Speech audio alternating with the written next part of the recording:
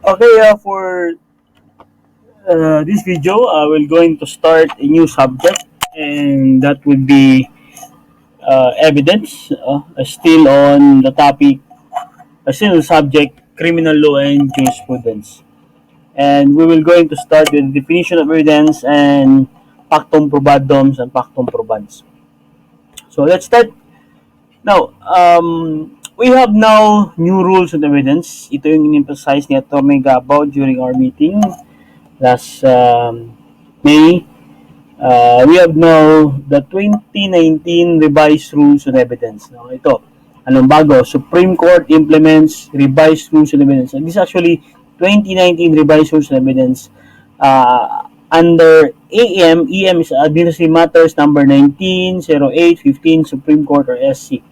The approval was on October 8, 2019, but its effectivity is May 1, 2020.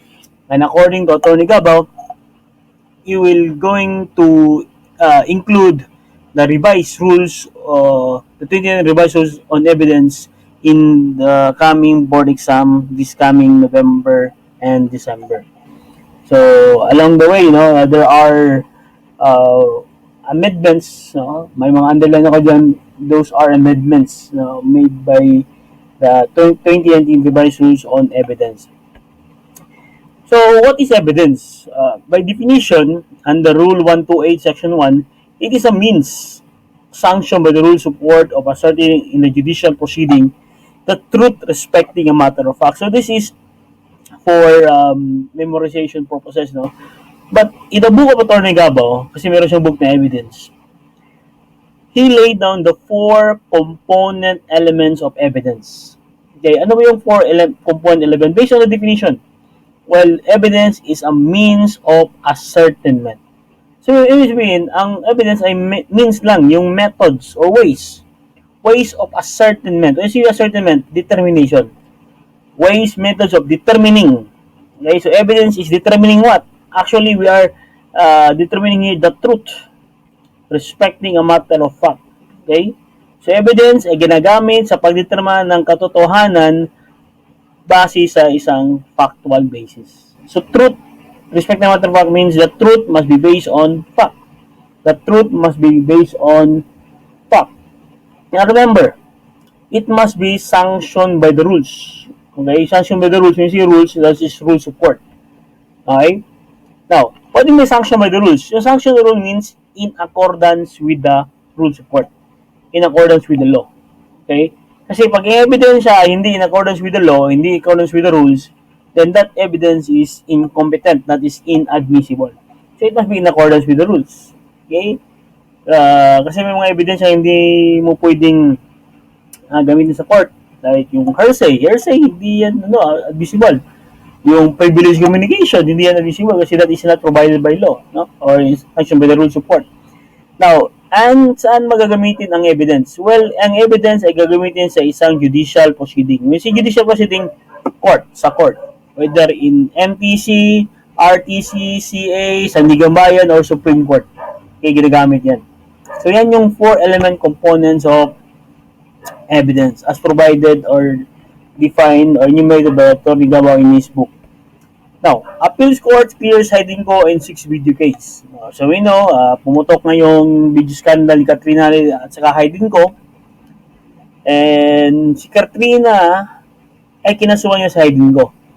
Pero si Katrina at time hindi pwede makakaso ng 9995 or anti-photon videojurism because that time wala pang law.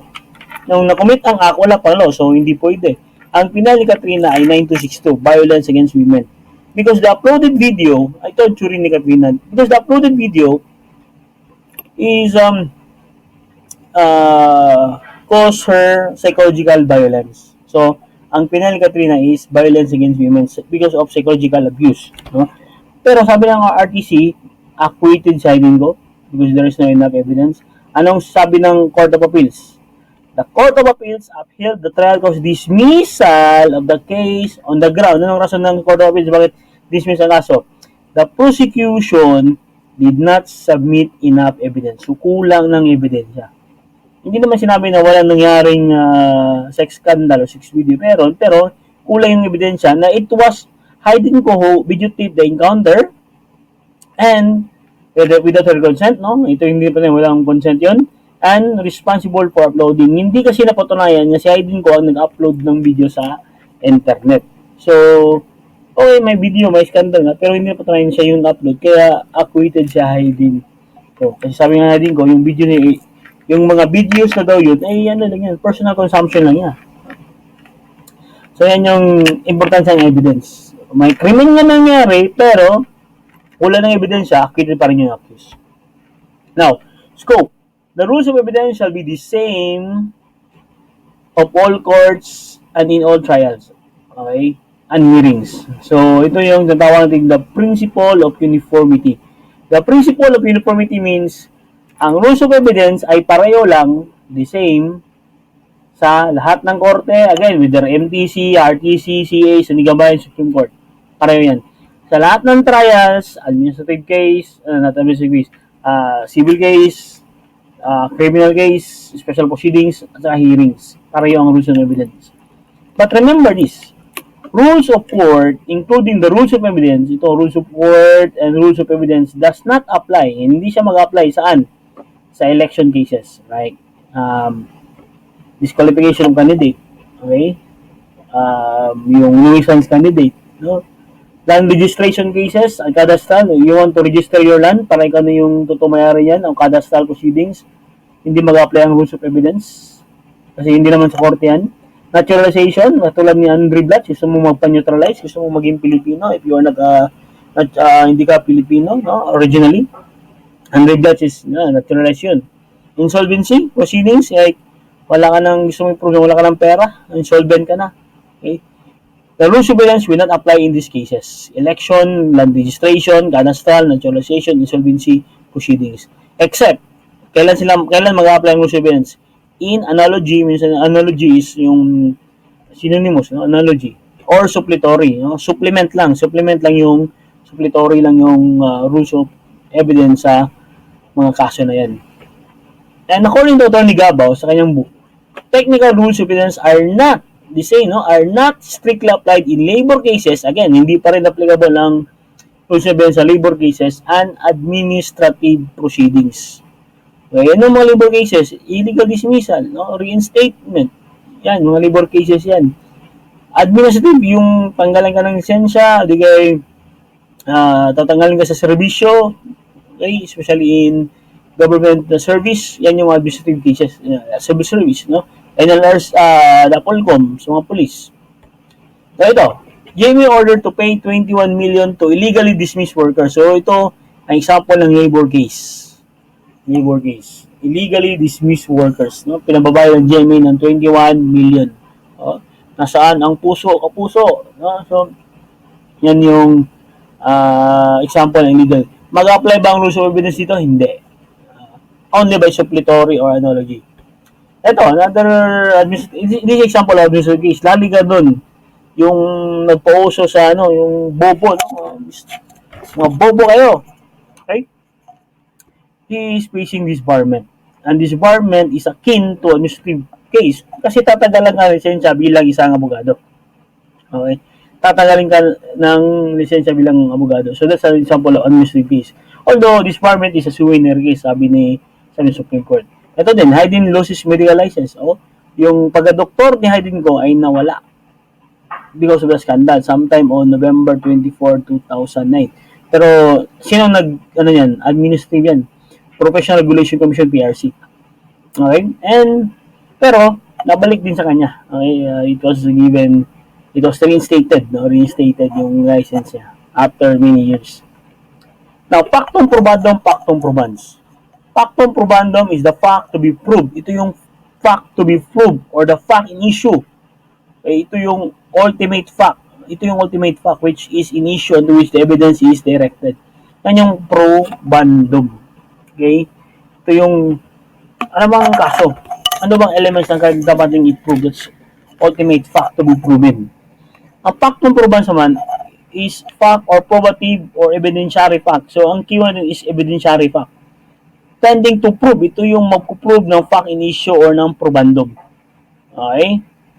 So, factum probans will prove the fucking issue or the probandum. Yan yung kaibahan ng dalawa. Palagi ito lumalabas sa board exam, no? Probandum and probans. Example, ito. Isang taong gulang na batang lalaki, ginahasa at pinatay ng isang construction worker. So, anong possible crime dito? Ginasa yung isang taong gulang na lalaki. That could be rape by sexual assault kasi lalaki yung ginasa, rape by sexual assault. Pero pinatay kaya with homicide probably. No? Yan yung possible crime. Anong probandum? Anong kailangan natin i-prove dito? Of course, na may sexual assault. Na may sexual assault yung bata. Probably yung penis insert sa anus, no? Possible yan. At saka yung death ng victim. Patay kasi kailangan may homicide, with homicide. Okay? So, paano natin, anong proband? Yan yung mga probandum. So, anong mga probans? Anong mga ebidensya fact para ma-prove natin ang sexual assault? Of course, yung medical legal report. Kasi nakalagay doon kung may penetration. DNA report kung may semen pa natira. Ano? At saka affidavit ng witnesses kung meron na nakikita sa pangyayari. Yan, possible yan. At saka, paano natin patunayan yung death ng victim? Well, hindi naman pwedeng dalhin yung dead body. So, autopsy report. Kasi nandun nakalagay anong cause of death. At saka yung death certificate. No? Death certificate. So, yan yung factum probans. No? At saka factum probandum. Another example. To convict an accused for illegal possession of firearms and explosive, the factum probandum is to establish the existence of firearms and explosive. A negative fact that accused had no license to possess firearms and explosive. So, no, ang kaso dito, ang case is illegal possession of firearms. Yan, and explosive. Yan yung kaso. So, anong probandum? Anong issue? Na nakuha siya ng firearm as an explosive. And wala siyang license to possess firearm explosive. Okay? So, yun yung issue. Nakuha siya ng firearms explosive at wala license. Ano ang probans dito? Anong factum probandum dito? Anong ebidensya para mapatunayan na siya sa kaso illegal possession of firearms? Yung certification galing sa PNP na wala siyang license. At saka yung firearm set na nakuha sa kanya. So, yan yung probandum. Okay, so this is a segment where we will try to answer few questions, no, regarding what we have discussed. So, for example, yan. Number one, is a means sanctioned by the rules of asserting in judicial proceeding the truth respecting a matter of fact. So, this is very knowledge-based, no? Ito yung recall, no? Recall lang. If you know the meaning of evidence, so that will be the answer, no? Criminal evidence. Yan, because it's a means sanctioned by the rules of asserting judicial proceeding the truth respecting a matter of fact. So, yung procedure kasi iba yun eh, from arrest or apprehension to prosecution yun, no? It's a method fixed by law. Ito naman is a branch of is a branch of law which defines crime, truth, and nature, provides for their punishment. Iba yun. Now, ito, it is evidentiary fact tending to prove the fact issue. Evidentiary fact, so that's the keyword, evidentiary fact tending to prove issue. Is it factum probandum, factus in olus, factus in novus, force majeure, or factum probans? So, this is very easy, and that will be, the answer is factum probans because it is evidentiary fact. Okay? Kasi factum probandum, that is ultimate fact. Falsus in onus, falsus in omnibus. Falsus means false in one, false in all. Omnibus is all, uno is one. Okay? False in one, false in all. Kung minsan ka ng disinungaling, baka hindi ka na credible witness kasi minsan ka ng disinungaling. Force majority yung mga beyond or controlled, irresistible force, no? Like bagyo, which beyond our control, no? Yung wala tayong kapangyarihan mapigilan yan, that's force majeure. Number 3, the rules of evidence shall be the same in all courts and all trials and hearings. So, keyword here is the same. Pareho sa lahat ng trials and hearings. Is it principle of uniformity? Is it principle of universality? Principle of res judicata? Or stare decisi principle? So, the answer would be principle of uniformity. Because again, the keyword is the same. Right? The same in all courts and all trials and hearings. That is principle of uniformity. Alam mo yung principle of universality? Ito yung international law. Like for example, yung piracy as principle of universality kasi kahit sa pwede mo i-file yan. That's based on international law. Okay? Yung mga presidente hindi mo pwedeng kasuhan kasi that's based on principle of universality, international law. Alam mo itong res judicata. Res judicata means a matter judge. Actually, res judicata is double jeopardy in civil cases. Okay? A matter judge. Ito yung mga kasong na desisyon ng judge. Hindi mo pwedeng ibalik yung kasong may desisyon na si judge. No? That's double jeopardy sa criminal case. Or res judicata sa criminal case. Ano ang stare decisi? Ito yung precedent or previous decision of the Supreme Court. Stare decisi. And stare decisi is form part of the law of the land. Yan. Which of the following is not component of evidence? Okay? So, alin dyan hindi component element ng evidence? A. Evidence as means of ascertainment. B. Sanctioned by this criminal law in a judicial proceeding. That's letter C. Letter D is truth respecting a matter of fact. So, the answer, alin dyan ang mali? Alin dyan ang mali? Ang mali dyan is yung sanctioned by this criminal law. Because evidence is covered by the rules of court. And rules of court is promulgated by Supreme Court. Supreme Court. Criminal law naman, usually mapapakinggan na yan sa revised penal code. And it is promulgated by Congress. So, ito yung mali. Criminal law. Sanctioned by this criminal law. Sanctioned by law, maka pwede pa yun. Pero sanctioned by criminal law, hindi pwede yun. That is an element. Which is the primary source of rules of evidence? Primary source, yung talagang doon galing yung rules of evidence natin. The answer would be, is it in the A, Constitution, B, Statute, C, Jurisprudence, D, Rules of Court. Answer is Rules of Court. Again, rules of evidence ay nakalagay yan sa Rules of Court. Sino nag-promulgate yan? Supreme Court. Hindi ng Constitution, although some rules of evidence ay nakalagay din sa Constitution. But hindi siya primary source. Okay? Statute means say this is promulgated by Congress. Okay? And jurisprudence is decision of Supreme Court. 6. Rules of evidence is not applicable except by analogy or suppletory in character ng following cases. Which of the following where rules of evidence is applicable? Simple yung tanong eh. Which in the following where rules of evidence is applicable? Applicable yung tanong ha? Okay. Kasi general not applicable eh. Not applicable in general. Now, illegal dismissal case, letter A. B. Dismissal from the service, that will be administrative case. Annulment of marriage, that's a civil case. And letter B. Disqualification of candidates. The answer would be annulment of marriage. Kasi, again, rules of evidence does not apply in labor case. Hindi siya mag-apply sa labor case. Dismissal of service, hindi rin, that is administrative case, so hindi mag-apply yung rules of evidence. And disqualification of candidate election case yan, hindi rin mag-apply ang rules on evidence. But in annulment of marriage is a civil case. And rules of evidence, applicable yan sa civil case. In crime of robbery with homicide, okay, robbery with homicide, the following will be factum probans, okay, tending to prove the fucking issue.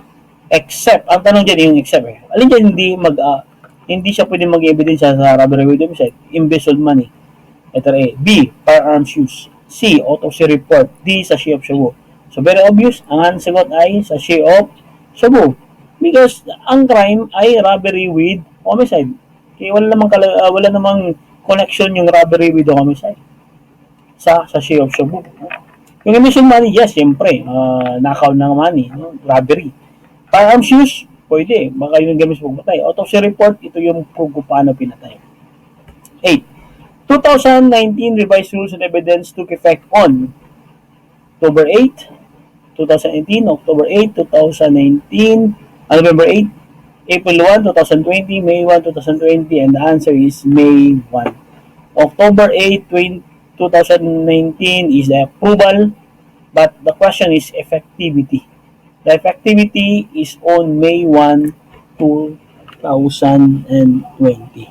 So I guess that's the last part of my discussion on definition of evidence and the factum probandum and factum probandus.